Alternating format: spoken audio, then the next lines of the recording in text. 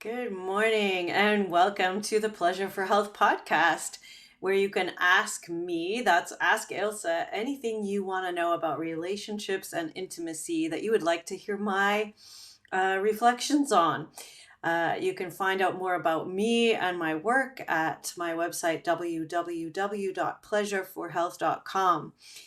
So today we are delving into the topic of how do we make choices? How do we choose? And which parts of ourselves are making these choices? We are here in the Western world, especially, so overwhelmed sometimes with choices that we actually don't know where to start. And quite often, we're making unconscious choices all the time that really impact our life, that impact our trajectory in life, and that impact our relationships. And we haven't even thought about it. We haven't really become consciously aware of what parts of ourself are driving the bus, so to speak. So I thought we would delve into this a little bit, and hopefully you find something that resonates for you. Now, part of looking at how we make choices, you might say, hey, it's a free world or a free country. I get to choose whatever I want. Well, so here begins the journey of discovering what is it that we want. And most of us, I would say, have the experience of wanting at least two different conflicting or opposing things at the same time. I'll give you an example, something like um, I want to be healthy and lose weight, and I also want to eat this, Boston cream donut. So I want those two different things. And part of me really wants the donut, and part of me really wants to be healthier and not eat things that I consider to be not great for my health. Um, so, so how do I make a choice? Both of those things are things I want. They're opposing, they're not really compatible. So who gets to make the decision, or what part of me gets to make the decision? Who gets to run the show? And this is a kind of obvious example of stuff that we do all the time, especially in relationships. When we have to choose between, am I going to make myself happy? Like, I'd really like to take a bath and read my book, and my partner would really like to go for a walk and have a chat. I'm feeling really inward, they're feeling really, companionable. So what do I choose? Do I go with what I kind of want as an individual in my inner self? Or do I go with the fact that I also want my relationship to be great, and I want to, sometimes do things that my partner wants? So that could also be a want. How do we make these types of choices? So it's interesting even to reckon with the how do we make a choice. Anybody who's been addicted to anything, and I would say that's all of us. We've all got certain addictions to things. Then sometimes we say, oh, the addict in me is making the choice. I'm addicted to coffee, I'm having my second coffee, or I'm addicted to food, or I'm addicted to drinks, or I'm addicted to working out. So that part of me is running the show whenever that comes up. And sometimes that means that I make a choice to do that thing, even though I know another part of me says, hey, maybe that's not the best thing for me to be choosing. So, what kind of things impact our choices? This is where, knowing what we want is a lifetime exploration. And it's something that I work with both my clients, and when I'm teaching courses, we talk about, what is it that we want? And this helps us to begin to know ourselves. And we might even have a number of different wants that we can become aware of. Like I said, I want to be healthy. I also want to have food that tastes good. I also want to treat myself sometimes. I want to feel special and loved. All of those wants might be up. And when I look at my choice to eat a donut rather than not, maybe that's about me wanting to feel like I can treat myself rather than the fact that I really want the donut. And therefore I'm starting to unpack this idea of what I really want and why does part of me want that. And I could look at the part of, well, I want to be healthy and not have the donut because I want to please my partner, or I want to please my, I want to show my friends that I can have willpower. So what is that desire, and for whom is that want? And really, when you think about it, our wants are actually can get quite complex, especially in human beings, because we're complex beings. We are not simple. And, sometimes our wants are really convoluted. I worked with a client, that wanted to have relationships with much younger people. That's a valid want. And, to really unpack, what is that desire about? Is that about wanting to feel young myself? Is that about feeling like, more desirable if I'm desired by younger people? Is that, am I wanting that because I have a memory of a really great partnership when I was young and it reminds me of that? Um, is it, what is the want and desire? Where is it coming from? We can look at the many parts of ourselves, there's internal family systems where you look at, mother, father, kid, all these different roles that we might have within ourselves. We can also look at, archetypal parts of ourselves. Maybe there's a victim part, an inner child part, a saboteur, some part of ourselves that self-sabotages.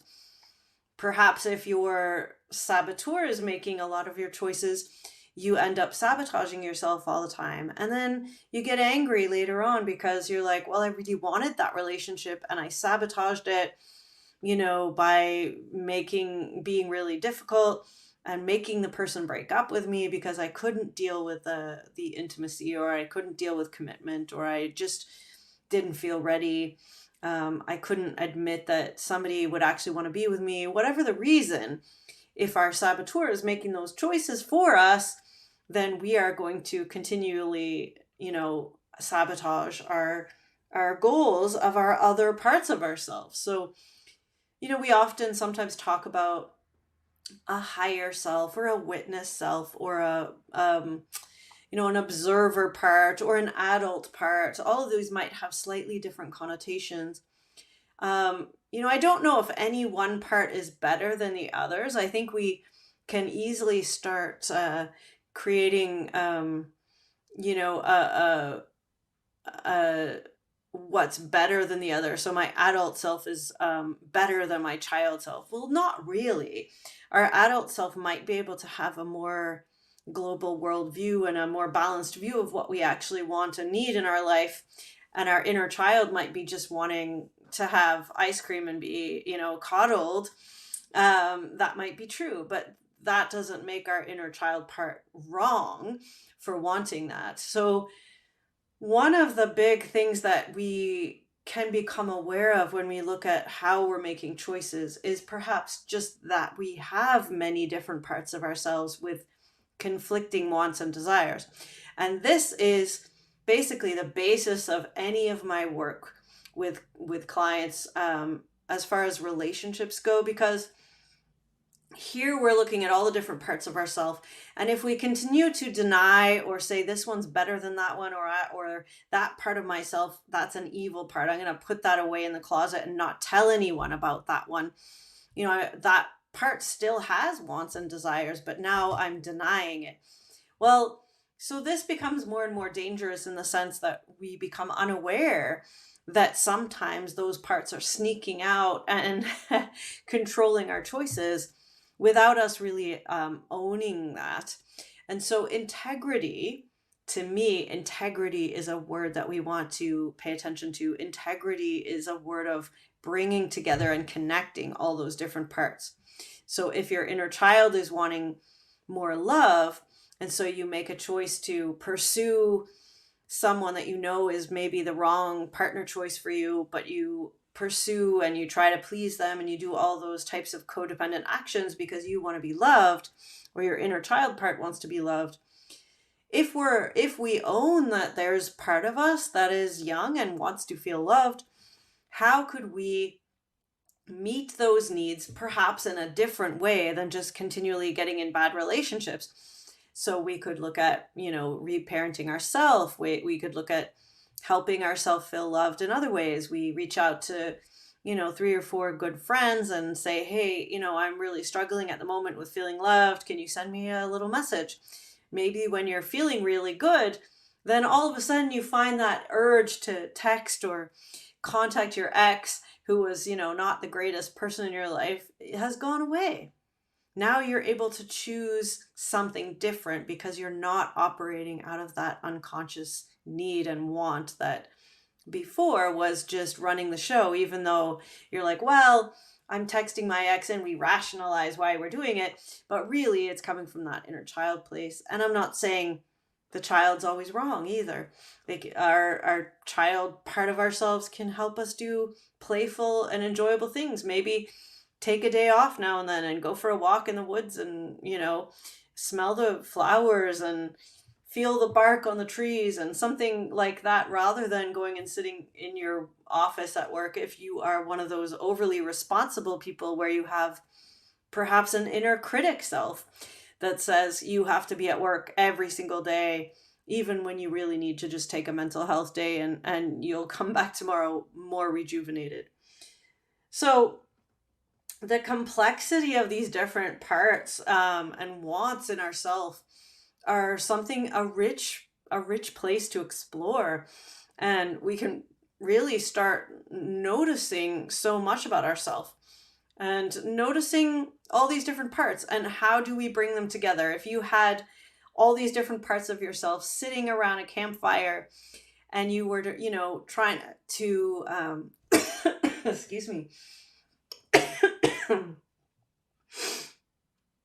Obviously, the campfire's having an effect on me.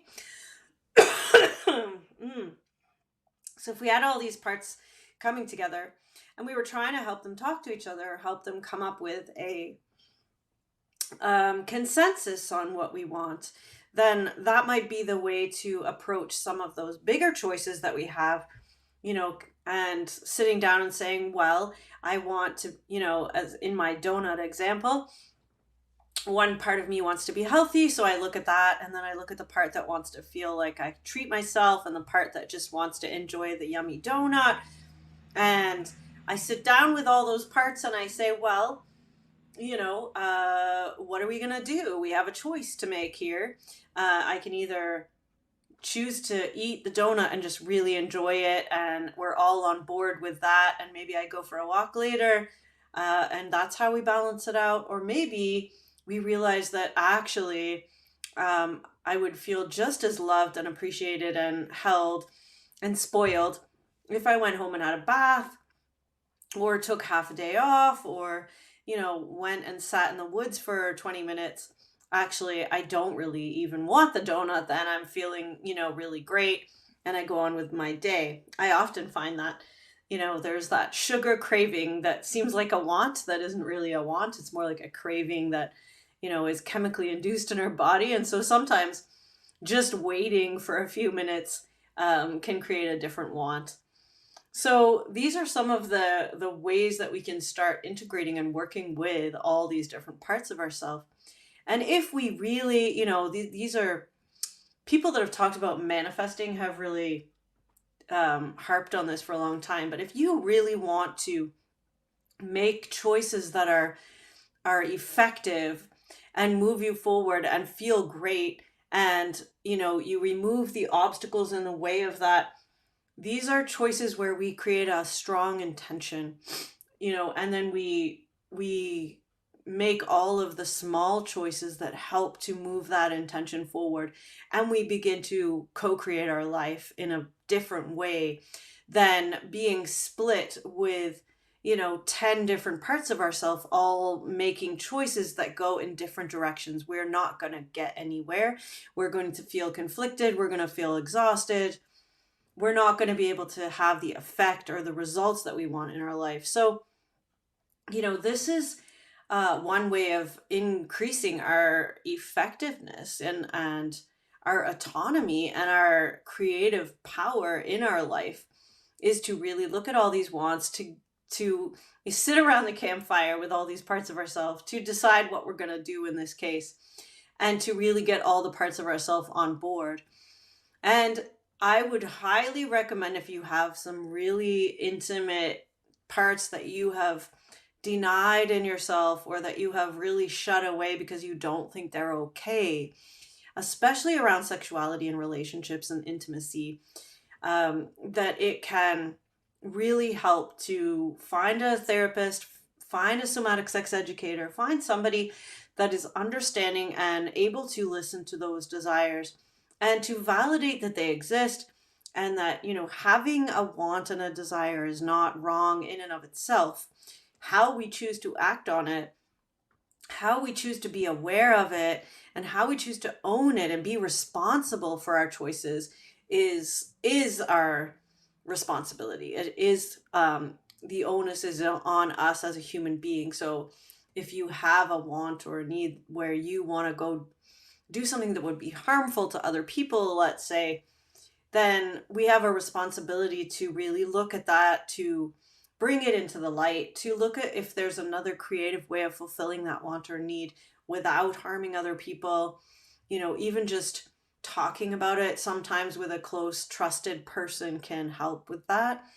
And we can expand our options for choice. So the more we deny it, the more it becomes fetishized, and we could become more and more linear about the fact that we can only have that desire met by fulfilling that want. And that is a dangerous place, because it becomes stronger and stronger. And then, depending on how strong your self-will is, part of you is, you may end up, not being able to control that want. And then, you've put yourself in conflict as a control, and, you are both the criminal and the police at the same time. And that's a difficult, tiring place to be, again, because, every time we split ourselves into these parts, it takes more energy, it requires energy, and we don't move forward as well as if we are integrated in the direction of one intention. So, we have to ask ourselves, what are these different parts? What are our needs and motivations? What is right? What's the right thing to do here for myself, for the community, for my relationship? Perhaps what I want needs to take a back seat here because I often get what I want, and this time I need to listen to what my partner wants. Maybe I'm able to offer them the gift of fulfilling their want, even if it's not mine. So there's so much to balance here as far as wanting and desire, how we make choices. And it's obvious in the world today how we make a choice. Really, if we can keep ourselves in that mode of curiosity about all these different parts and not fall into the trap of survival and fear response about any choice that we have to make. If we can really sit down and go, okay, I'm safe in this moment and it's safe to consider the choices. I can sit here in my house and consider choices that I might need to make. And some of them may be great in this way and some of them may be great in that way. Do I put more value on my family or on myself or on my community or on my health or on the future of humanity and experimentation? Like, where do I want to put my value? And if we can get in a safe place and actually keep curious about all the different parts of ourselves, so that when we make our choice, we feel empowered and we feel that we can take responsibility for this. Because if we are making choices and then not taking responsibility for them and blaming other people for forcing us to make choices, then I do feel we are not living up to our full potential as human beings. So in a relationship, in the world, in our families, it is a work that we are called to do as adults as we begin to mature, to really look at what part of us is making the choice and how do we go about that and how do we come into real integrity with ourselves. So hopefully there's something there for you to consider today. Even if you just take a few minutes to think about a choice that you are making. Maybe it's about whether you have a second coffee this morning or whether you are going to park a kilometer away from work and walk to work or not. Just take an extra moment and just consider, what is it that helps me make this choice the way that I make it? And what parts have I possibly denied in making this choice? And is there anything I could learn from that? So hopefully there's something there for you. And as usual, you can join me weekly on the podcast, the Ask Ilse podcast, and find out more about me at pleasureforhealth.com. I hope you have a wonderful day.